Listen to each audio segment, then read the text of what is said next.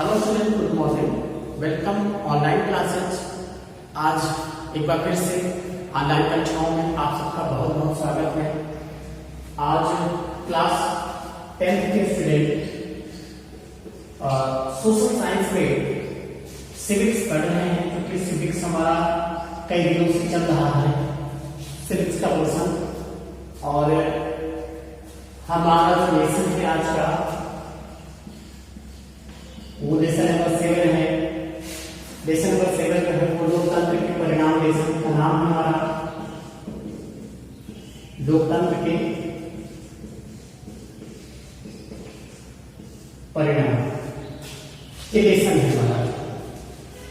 और इस लेसन में हम लोगों ने डाउन के कुछ क्वेश्चन आंसर को पिछले वीडियो में देखा था, शॉर्ट के क्वेश्चन आंसर को देखा था, और आज जो है वेरी शॉर्ट के क्वेश्चन आंसर यानी अति लघु उत्तरीय प्रश्नोत्तर जो है उसको हम लोग देखेंगे। और इसमें जो पहला क्वेश्चन है वो है लोकतंत्र की परिभाषा दी गई। तो यहां हम लोग देखेंगे कि लोकतंत्र की परिभाषा, ये वेरी शॉर्ट क्वेश्चन आंसर चल रहा है, अति लघु, ठीक ना। यहां पर हम लोग उत्तरीय प्रश्न जो है वो पढ़ रहे हैं। और इसमें पहला क्वेश्चन है लोकतंत्र की परिभाषा दी।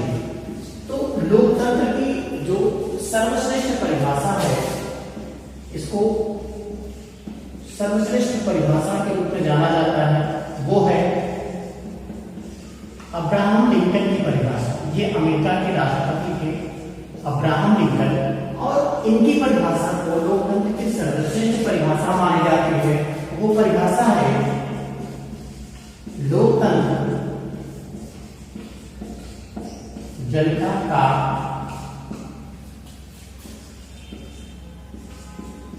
जनता के लिए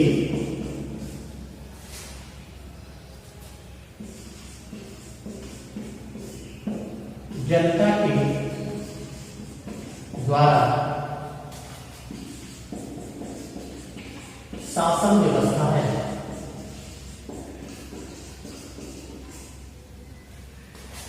यानी लोगों के लिए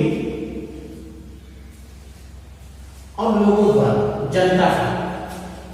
लोकतंत्र जो है वो जनता का है, जनता के लिए और जनता के द्वारा के लिए के द्वारा, ठीक ना। तो ये परिभाषा जो है कॉमन होती है। इस तरह से लोकतंत्र की ये सर्वश्रेष्ठ परिभाषा अब्राहम लिंकन ने दी। लोकतंत्र जनता का, जनता के लिए, जनता द्वारा शासन व्यवस्था या शासन प्रणाली। अगला हम लोग क्वेश्चन देखेंगे कि लोकतंत्र किसको प्रोत्साहित करता है। तो लोकतंत्र जो है वो स्वतंत्रता, समानता और बंधुत्व को, स्वतंत्रता, समानता और बंधुत्व को जो है वो प्रोत्साहित करता है। आगे क्वेश्चन देखेंगे कि विश्व का सबसे बड़ा लोकतांत्रिक देश, सबसे बड़ा लोकतांत्रिक देश है विश्व का, वो है भारत। क्योंकि एक विशाल जनसंख्या भारत में रहती है, लगभग 130 करोड़ जनसंख्या इस समय वर्तमान में लगभग होगी। और वो विशाल जनसंख्या जो है वो भारत में सरकार के गठन में अपना योगदान देती है, और इस तरह से विश्व के सबसे बड़े लोकतंत्र का हिस्सा बनती है। यहाँ के नागरिक जो है वो लोकतंत्र के हिस्सा बनते हैं, सरकार के गठन में अपना योगदान देते हैं। आगे क्वेश्चन देखेंगे कि विश्व के किस देश को लोकतंत्र का घर कहा जाता है। इस चीज को ध्यान देंगे, लोकतंत्र का घर, लोकतंत्र का घर, हाउस ऑफ डेमोक्रेसी। तो लोकतंत्र का जो घर है वो है स्विट्जरलैंड। स्विट्जरलैंड जो देश है उसको लोकतंत्र का जो है वो घर कहा जाता है, लोकतंत्र के घर के रूप में जाना जाता है। अगला जो क्वेश्चन है वो देखेंगे कि लोकतंत्र में जवाबदेह और उत्तरदायी सरकार किसके प्रति उत्तरदायी होती है। तो लोकतंत्र में जिस सरकार का जनता के प्रति बताई जाती है, यानी नागरिकों के प्रति, नागरिकों के प्रति, लोगों के प्रति उत्तरदायी होती है सरकारें, चाहे वो जवाबदेह सरकार हो या उत्तरदायी सरकार हो या वैध सरकार हो, वो सरकार जो है वो जनता के प्रति यानी लोगों के प्रति जो है वो उत्तरदायी होती है। आगे है, कौन सी शासन व्यवस्था सामान्यतः बेहतर मानी जाती है? तो हम लोग जानते हैं कि विश्व में लगभग अधिकांश देशों द्वारा लोकतांत्रिक शासन व्यवस्था अपनाई गई है, क्योंकि शासन का सबसे अच्छा रूप जो है वो लोकतांत्रिक शासन व्यवस्था को ही माना जाता है। तो सबसे बेहतर रूप जो है वो लोकतांत्रिक शासन व्यवस्था है। आगे क्वेश्चन देखेंगे, उत्तरदायी शासन क्या है? इसकी दो विशेषताएं। उत्तरदायी शासन किसे कहते हैं? इसमें क्या होता है? उत्तरदायी शासन तब होती है जब एक निश्चित समयावधि के बाद निर्वाचन व्यवस्था द्वारा सरकार का गठन किया जाता है। एक निश्चित समयावधि पर निर्वाचन की व्यवस्था द्वारा सरकार का गठन कर शासन चलाना, ये उत्तरदायी शासन कहलाता है। जैसे हमारे यहाँ एक निश्चित समय है 5 वर्ष, सरकार का जो गठन होता है वो 5 वर्ष के लिए होता है। 5 वर्ष के उपरांत फिर से चुनाव होता है, निर्वाचन की प्रक्रिया होती है, वयस्क मताधिकार के द्वारा लोग जो है वोट डालते हैं और नई सरकार का गठन करते हैं, नए लोग सरकार में आते हैं, या फिर यदि उसी सरकार का कार्य कामकाज सही होता है, लोगों को पसंद आता है, बहुमत होता है, जनमत होता है, तो फिर से वही सरकार बनती है, अन्यथा जो है सरकार बदल जाती है। ये जनता को 5 वर्ष हर 5 वर्ष के उपरांत चुनने का अवसर मिलता है और इसे ही उत्तरदायी सरकार जो है वो कहते हैं। हमारे यहाँ देश में 5 वर्ष निर्धारित है, या उससे पहले भी सरकारें बहुमत के अभाव में गिर जाती हैं, गिर सकती हैं। अब इसकी दो विशेषता क्या है? इस प्रकार की उत्तरदायी सरकार का गठन जनता स्वयं करती है, ये पहली विशेषता हो गई। और दूसरी विशेषता जो है वो है उत्तरदायी शासन जो है एक वैध सरकार होती है, क्योंकि जनता के द्वारा ये चुना जाता है, इसकी वैधता ऐसी होती है। आगे क्वेश्चन देखेंगे, किसी भी निर्णय को लेने से पहले प्रक्रियाओं का उचित पालन करना किसकी जिम्मेदारी होती है?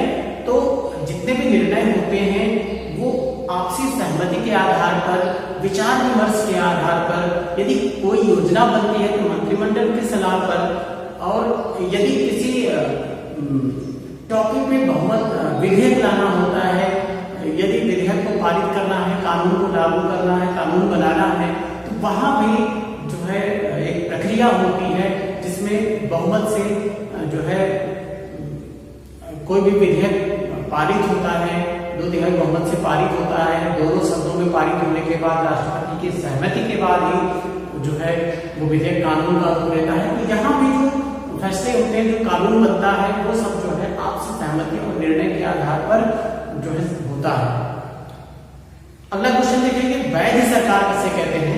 वह सरकार जो कानूनों और अपनी कार्य प्रणालियों को सार्वजनिक ढंग से लोगों को बताए, उसे वैध सरकार कहते हैं।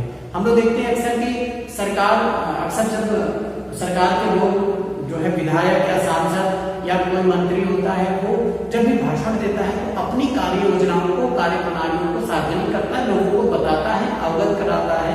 प्रधानमंत्री यदि कोई भाषण देते हैं 15 अगस्त 26 जनवरी को लाल किले से, तो वहां भी अपनी जो भी उपलब्धियां उनकी होती हैं वो सारा कुछ वो बताते हैं, लोगों को, जनता को अवगत कराते हैं। यदि चुनाव नजदीक होता है तो प्रचार के दौरान जो कैंडिडेट्स होते हैं, जो प्रतिनिधि जो चुनाव में खड़े होने वाले होते हैं, वो अपनी पार्टी की, अपनी सरकारों की उपलब्धियों को लोगों को सार्वजनिक करते हैं, बताते हैं। तो ये इस तरह से वैध सरकार में सरकार जो है वो अपनी कार्य प्रणाली को लोगों से अवगत कराती है, कानून से अवगत कराती है। अगला क्वेश्चन है कि राजनीतिक समानता से आप क्या समझते हैं? तो लोकतंत्र राजनीतिक समानता में प्रतिनिधियों को चुनने में प्रति व्यक्ति मत जो है वो बराबर होते हैं, एक व्यक्ति एक वोट का सिद्धांत लागू होता है यहाँ पर। इसी को राजनीतिक समानता कहते हैं। राजनीतिक समानता में हर वो व्यक्ति जिसको वोट डाल का अधिकार मिलता है या वोट डाल सकता है ना, सरकार के चयन में अपना योगदान देता है, वो राजनीतिक समानता इसको कहते हैं। क्योंकि सभी व्यक्ति एक वोट और एक मूल्य के सिद्धांत पर जो है वो सवाल होता है वो कैसा भी व्यक्ति हो, ऊंचा हो नीचा हो, अमीर हो गरीब हो, है ना, काला हो गोरा हो, जिस जाति धर्म संप्रदाय से संबंधित किसी भी संप्रदाय से हो, उस व्यक्ति को एक ही वोट डालना होगा और वो एक उस व्यक्ति को एक वोट और एक मूल्य, सभी व्यक्तियों के वोटों का जो मूल्य होता है, जो कीमत होता है, वो समान होता है। इस तरह से राजनीतिक समानता इसको कहते हैं। ओके स्टूडेंट, आज के लिए इतना है। Good bye.